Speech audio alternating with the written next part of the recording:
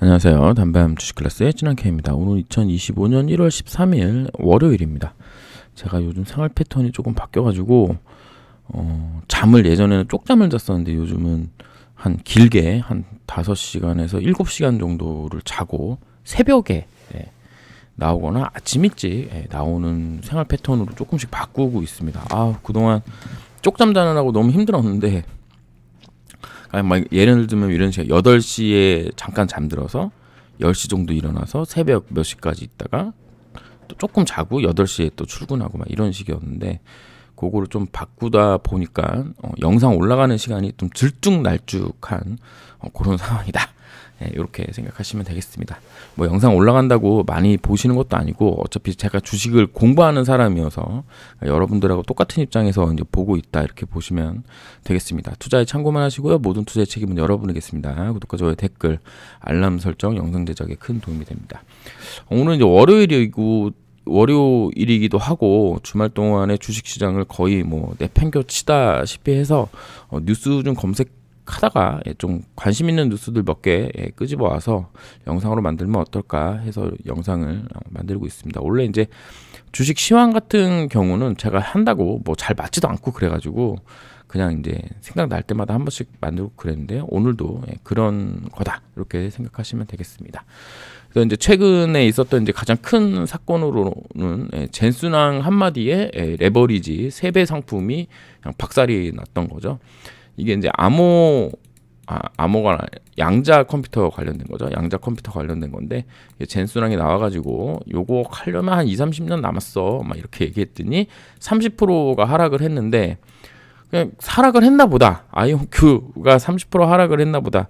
당일에 아마 제 기억으로는 50% 정도 하락한 걸로 알고 있는데 이거 관련된 레버리지 ETP 요 ETP인지 ETF 요 공부했죠. 이게 30%가 하락을 했는데 이게 3배짜리여가지고 그냥 상장 폐지가 됐다는 얘기입니다.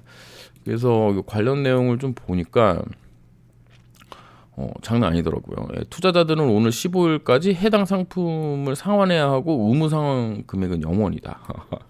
휴지 조각이 33만 원이 휴지 조각이 되는 사상 초유의 사태가 됐는데 지난 8일 기준으로 국내 투자자의 아이온큐 주식 보유액은 2조 7,456억 원이었는데 이게 당일에 50%까지 하락을 했었으니까 그냥 1조 원이 난다. 1조 한 3,500억 정도가 날아간 거죠. 그러니까 또 대단한 사건이다. 그래서 젠슨왕 같은 그러니까 일론 머스크 같은 영향력 있는 사람 한마디에 ETF 레버리지 상품이 한 방에 훅 가는 수도 있구나라는 걸 저도 처음 봤고 이렇게 또 위험한 거구나. 올라갈 때는 뭔데 엄청 좋은데 내려갈 때는 또 하락구나 이런 생각을 했습니다.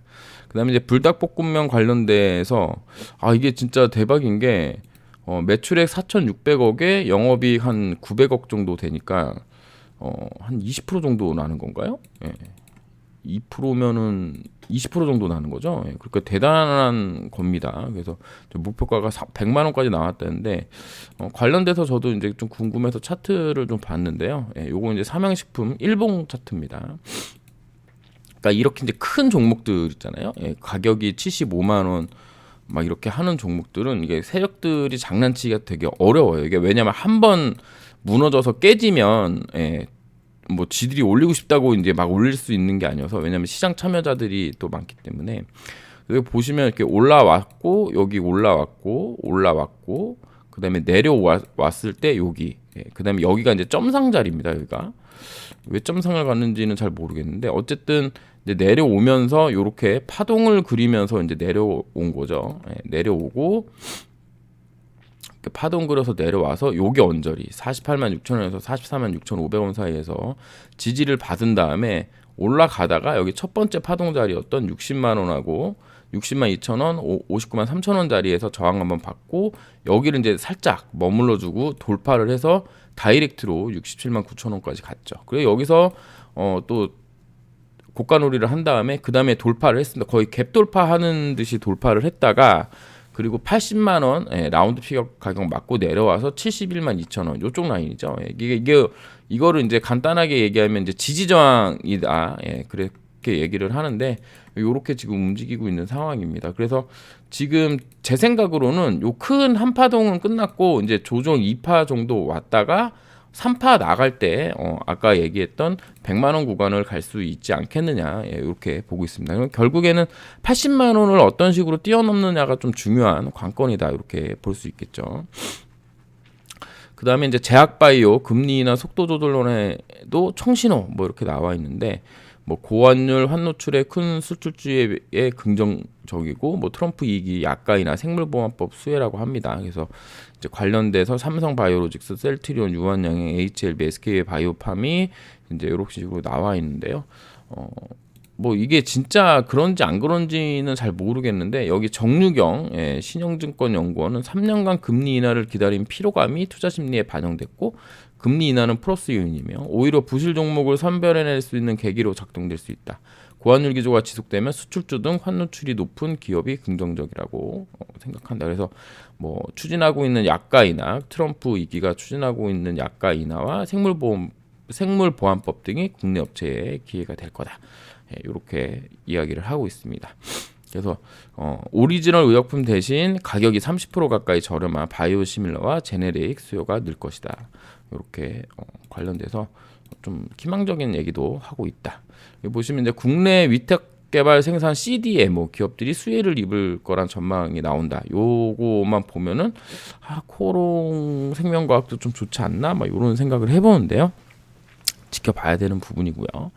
그리고 이제 1월 달이 이제 거의 중순으로 가고 있는데, 외국인들 순매수한 종목들이 나왔습니다. SK 하이닉스, 삼성전자, 하나에어로스페이스, 하나오션, 기아, 네이버, 포스코홀딩스, 삼성바이오로직스, 삼양식품, KB금융이 나왔는데, 여기서 좀 눈여겨볼 기업은 하나오션 정도, 하나오션하고 그다음에 SK 하이닉스를 좀 눈여겨봐야 되지 않나, 이렇게 저는 생각하고 있습니다. 하나에어로스페이스도 많이 샀네요. 자, 그 다음에 이제 K바이오 뭐 인터넷주 기회에 온다 뭐 이렇게 나와 있는데, 요거는 이제 앞에서 봤던 그 뉴스랑 좀 비슷합니다. 뭐 생물보안법 관련돼서 좀 그 중국을 이제 적대시하고 있기 때문에 조금 괜찮지 않겠느냐 이렇게 나와 있는데, 저는 이제 인터넷주 관련돼서 좋은 얘기가 나왔다는 게 좀 신기했습니다. 그러니까 이제 결국엔 AI가 되는데 한국형 AI라고 이제 얘기할 수 있을까요? 뭐 네이버나 뭐 카카오에서 이제 관련된 사업을 이제 영위할 거기 때문에 좀 괜찮아지지 않겠느냐 하는 그런 뉴스였습니다. 그 다음에 이제 공모주 이제 6월 이번 주죠. 13일, 14일, 15일, 16일, 17일 날 LG CNS 여기 이제 제 학교 선배님도 일하시고 있는 걸로 알고 있는데, 연락한 지가 한 몇십 년, 10년도 넘은 것 같아요. 어쨌든 그래서 이제 수요 예측이 이제 되고, 이렇게 이제 많이 뭐 다 이제 그 상장하는 건 아니겠지만 그래도 관련된 내용들이 있다. 그래서 요거 관심 있는 분들은 뭐 PGI, 아이지넷, LG CNX, 그다음에 동방메디컬, 오름테라퓨, 그다음에 아스테라시스, 와이즈넷이 이게 AI 소프트 기업이라고 합니다. 그래서 아까 뉴스 보다가 잠깐 봤는데 뭐 저도 뭐 잘 몰라가지고, 그다음에 삼양 NC캠, 미트박스 글로벌, 유안타스 117호, 필에너지, 벡트, 이렇게 이번 주에 관련돼서 이제 좀 이슈가 있다 이렇게 보시면 되겠습니다. 그 다음에 K조선이죠. K조선. 이게 지금 미국 이제 뭐 페루로부터 수주한 3,400톤급 호위함이라고 하는데, 미국의 이 항공모함이라든가 막 이런 게 있는데, 미국이 이제 조선소가 있을 거 아니에요, 지네도. 근데 얘네가 이제 그 제대로 되어 있지가 않죠. 왜냐하면 이제 지금 전 세계 조선은 중국하고 한국하고 일본이 이렇게 3자로 먹고 있는 상황이어서, 얘네한테 군함을 만약에 이제 고쳐달라고 맡기면 언제 될지도 모르고 돈도 많이 드니까 결국에는 한국과 이제 협력을 해야 된다. 이거는 이제 트럼프가 대선 되고 나서였나 뭐 전이었나 막 이런 얘기를 했던 것 같은데요. 그래서 지금 하나오션이 좀 대장주로 나오는 것처럼 많이 오르고 있습니다. 그래서 조선주를 좀 잘 봐야 된다. 이게 실적이 당장 동반되지는 않고 기대감으로 오르기 때문에 속도도 빠르고 나중에 떨어질 때 또 급하게 하락할 수도 있는 부분이 있습니다. 이게 어느 정도 어디까지 모멘텀을 끌고 갈지는 알 수 없기 때문에 탈출할 기회도 잘 보면서 지금 현재는 상승 추세를 타는 게 맞지 않나 이런 생각을 하고 있습니다. 그 다음에 이제 그 JP 모건 헬스케어 관련된 거죠. 예, 주요 관련된 건데 이제 코트라를 어떻게 이제 제가 찾아가지고 문서를 다운받아가지고 이제 본 건데요. 삼성바이오로직스, 그다음에 셀트리온 행사 메인 트랙에 있었고요. 그래 롯데바이오로직스, SK바이오팜, 유한양행, 카카오헬스 아시아 태평양 트랙에서 발표를 한다고 합니다. 그다음에 한미약품, SK바이오사이언스, GI이노베이션 1대1 미팅 참가한다고 그러고요. 삼성바이오로직스, 셀트리온 이렇게 지금 참여한다. 이렇게 보시면 되겠습니다. 관련돼서 이제 나스닥을 보면요, 나스닥은 여기 2024년 7월에 고점 찍었던 때를 한 달, 두 달, 세 달 만에 이제 돌파를 하고 그다음에 돌파를 하고 지지를 받고 다시 돌파를 했는데 여기 19,300포인트 정도 되는 데를 찍고 내려왔잖아요. 그래서 이제 올라와서 여기 이제 돌파를 하고 다시 내려왔을 때 이 자리를 두 번을 지지를 했는데 금요일 날 깨졌습니다. 뭐 고용 지표가 너무 좋게 나오면서 금리 인하 가능성이 좀 줄어든다.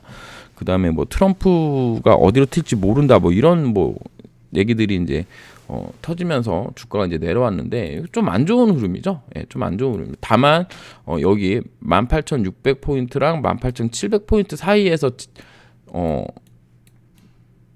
그 지지받았던 자리, 그다음에 저항으로 작용했던 자리가 여기가 있기 때문에 지지 저항으로 봤을 때는 여기 18,700, 18,650포인트 정도까지 내려오면 또 반등할 가능성이 높지 않겠느냐.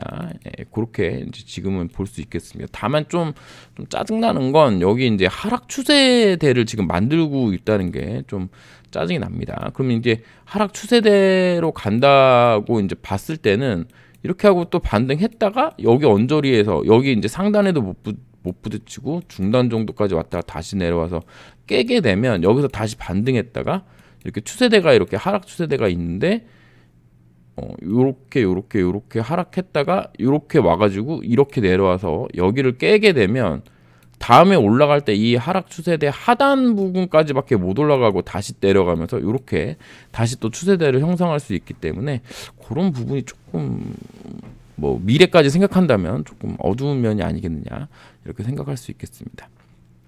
나스닥이 하락한다고 우리나라가 주구장창 하락하는 건 아닙니다. 왜냐하면 나스닥이 상승할 때 우리는 못 갔기 때문에 지금 뭐 이제 그 탄핵 이슈와 뭐 이러는 게 저런 게 이제 겹치면서 나왔는데 여기 보시면 이렇게 도지 모양이 있고 양쪽 편에 이런 식으로 석별형 패턴이 나와 있는 상황에서 쭉 떨어졌다가 지금 현재 이쪽 부분에서 요런 식으로 역 헤드앤숄더라 그러죠. 요게 이제 헤드앤숄더 패턴이고 요걸 뒤집어 놓으면 요런 식으로 역 헤드앤 패턴이 나오는데 결국에는 2534포인트 여기를 이제 돌파를 해줘야 뭐 그 위에 있는 데를 갈 수가 있는데 좀 보면은 여기가 이제 거리가 멀지가 않습니다. 이거 나온 패턴이 거리가 멀지가 않아요. 그러니까는 예를 들어서 이렇게 떨어진 다음에 주가가 이렇게 떨어진 다음에 한참을 여기서 이제 박스권을 막 이렇게 해주다가 톡 깨고 톡 올라가서 이런 식으로 이제 올라가면 이쪽 편에 하락했을 때의 물량을 어느 정도 기간 조정으로 좀 처리를 하고 갈 수 있다. 이렇게 이제 볼 수 있는데 여기서 이제 막바로 올라가면 이게 다 저항권이어가지고 이거 오면은 그냥 매도하려고 그냥 대기하는 물량들이 여기 있을 거거든요. 그래서 급한 상승은 코스피에서 좀 어렵지 않을까? 다만 이제 외국인들이 이제 들어오는 형국이기 때문에 외국인들이 좀 힘으로 좀 받치고 그리고 나서 이제 공매도 이제 허용이 될 때쯤 지네 물량 팔면서 공매도 쳐가지고 또 수익 보는 그런 것도 가능하지 않나 이런 생각도 하고 있습니다. 코스피에 비하면 코스닥이 좀 강한 흐름처럼 보이는데요.